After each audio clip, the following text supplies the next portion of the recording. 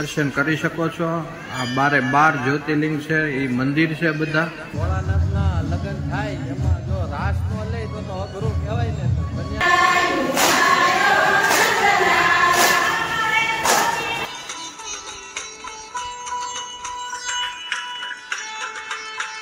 મને જય માતાજી સાથે આજના બ્લોગની કરું શરૂઆત। તો આજે છે મહાશિવરાત્રી અને મહાશિવરાત્રીના દિવસે શિવ અને પાર્વતીના લગ્ન થયા હતા, એમના વિવાહ થયા હતા અને આજે શિવલિંગની પણ ઉત્પત્તિ થઈ હતી।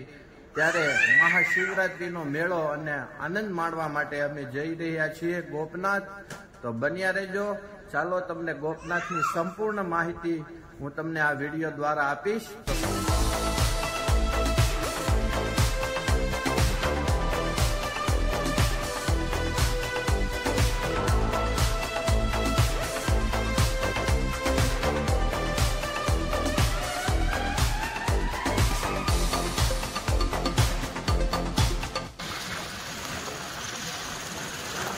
છે પોપટભાઈ ફાઉન્ડેશન સોશિયલ મીડિયા આશ્રમ। તમે જોઈ રહ્યા છો એ સોશિયલ મીડિયા આશ્રમ આવી ગયું છે, પોપટભાઈનું સોશિયલ મીડિયા આશ્રમ। તો ફાઇનલી દોસ્તો હવે ગોપનાથ મંદિર આવી ગયું છે, તમે ગોપનાથ મંદિર જોઈ લો। તો હવે અમે દર્શન કરશું અને અમારે ધરવાનું છે આ દૂધ। તો દૂધ ધરી ભોળાનાથ મહાદેવને ચડાવીએ। ચાલો રુદ્રભાઈ હવે ગોપનાથ થાકી જો રુદ્ર જો જીયા જો હલો જીયા ભાઈ।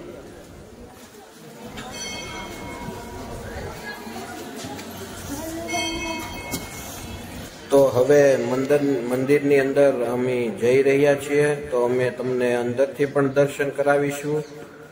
તો જુઓ, અંદરથી આપણે શિવલિંગના દર્શન કરીશું, દૂધ ધરીશું અને દૂધ શિવલિંગને ચડાવીશું। બન્યા રહેજો।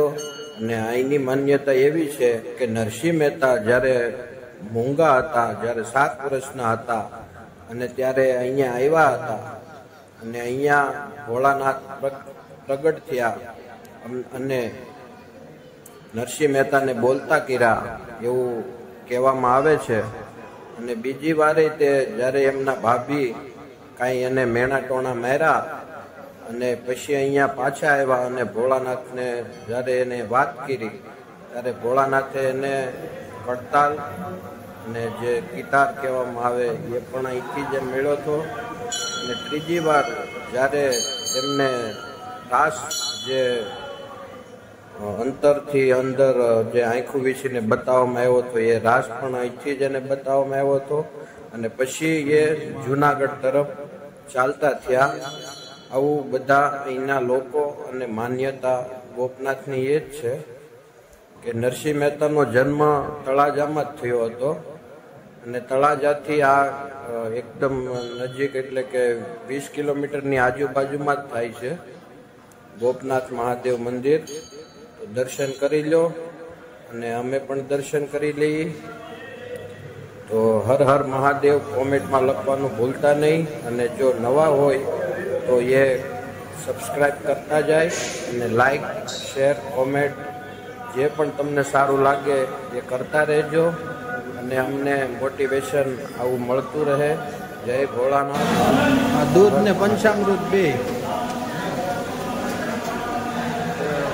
અને પંચામૃત અહીંયા ધરી છે।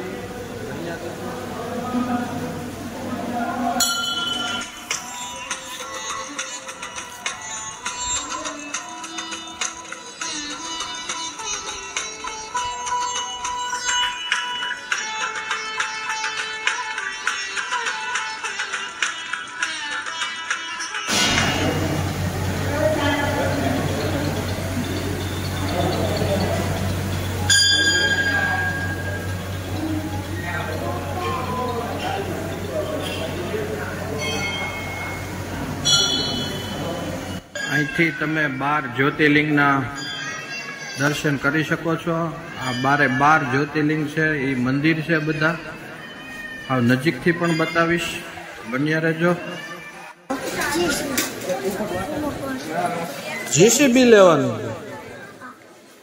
બોલો લો રુદ્રભાઈ ને છે ને જીસીબી લેવાની છે રુદ્રભાઈ ને હે રુદ્રભાઈ જીસીબી લેવાની છે અહીંયા જીસીબી મળે હે જુઓ તમે 12 જ્યોતિર્લિંગ છે એમાંની પ્રથમ જ્યોતિર્લિંગ સોમનાથમાં છે આ સોમનાથ મંદિર છે ને આ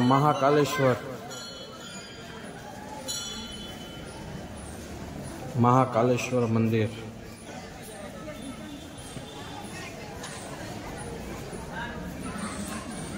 અને આ મમલેશ્વર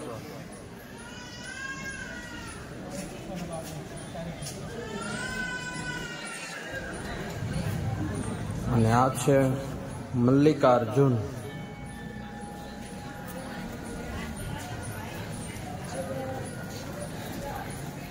અમારા જીયુ બેન તો આમને ધોયડા જાય છે આ વૈદ્યનાથ મહાદેવ મંદિર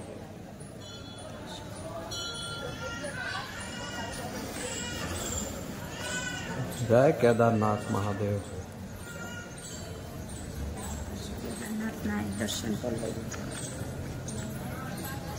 આ છે નાગેશ્વર ધામ દારૂકા નામના રાક્ષસે પાર્વતીની તપસ્યા કરીને નિર્ભયતાનું વરદાન મેળવ્યું હતું. વરદાનને લીધે રાક્ષસો દારૂકા અને તેના પતિ દારૂક વધુ ક્રુદ્ધ બન્યા હતા. તેઓ હવે દેવતાઓથી પણ ડરતા ન હતા. ત્રંબકેશ્વર મહાદેવ, ભીમેશ્વર મહાદેવ મંદિર, રામેશ્વર મહાદેવ મંદિર,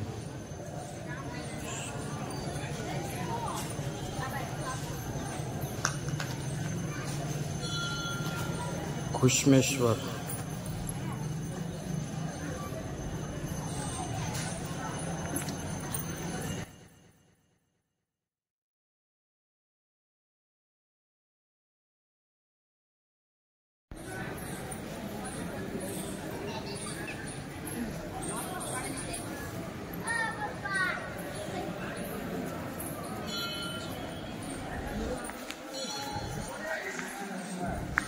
આ ગોપનાથની ભોજનશાળા છે. તો ચાલો હું તમને અંદરથી જ બતાવું કે ભોજન પ્રસાદમાં શું વસ્તુ છે. બન્યા રહેજો. તો ભાઈઓની અહીંથી લાઈન છે અને બહેનો માટે અહીંયા છે.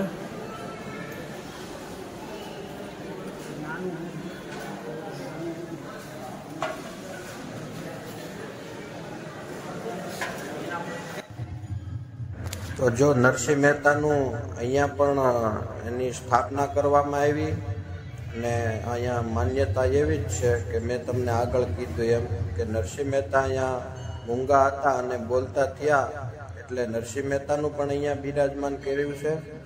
ને આ એમની શિવલિંગ અને પોઠીઓ ને બધું આવી રીતના કાંઈ છે.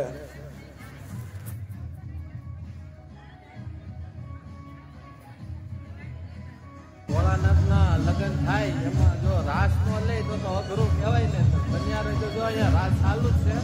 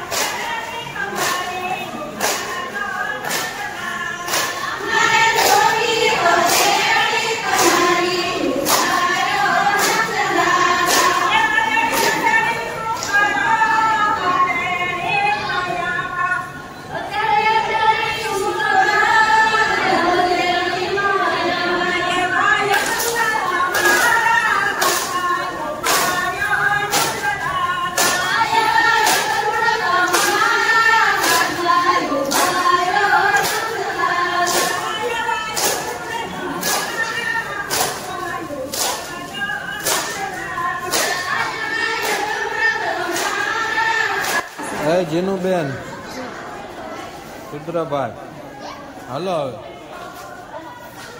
હાલો હવે દરિયા બાજુ જવું પડશે ને? હા, દરિયા બાજુ જવું પડશે ને? ચાલો જઈએ.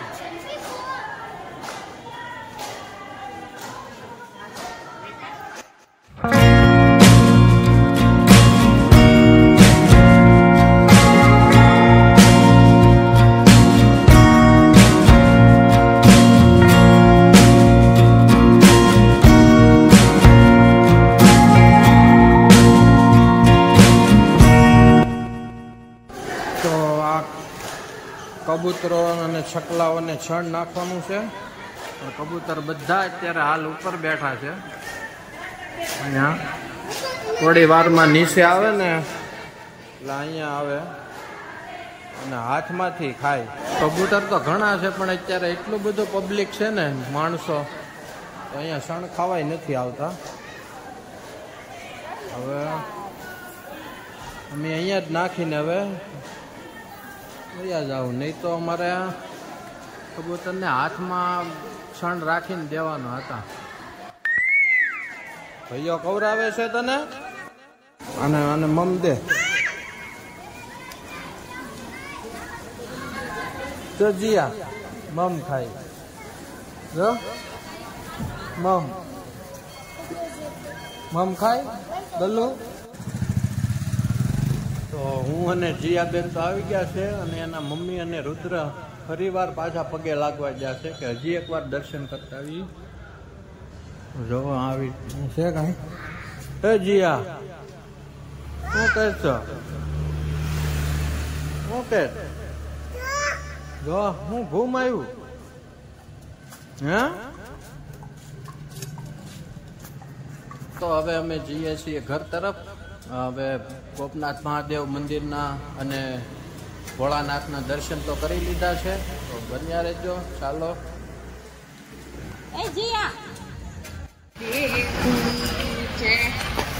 તો અત્યારે હાલ ધજા ચડાવવામાં આવી રહી છે.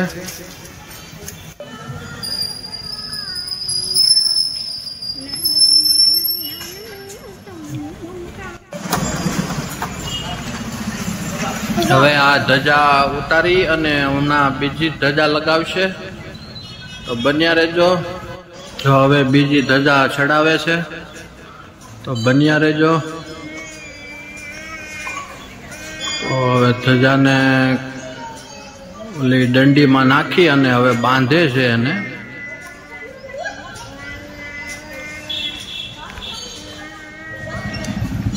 જો હવે નવી ધજા ફરકાવવામાં આવી રહી છે. 52 ગજની ધજા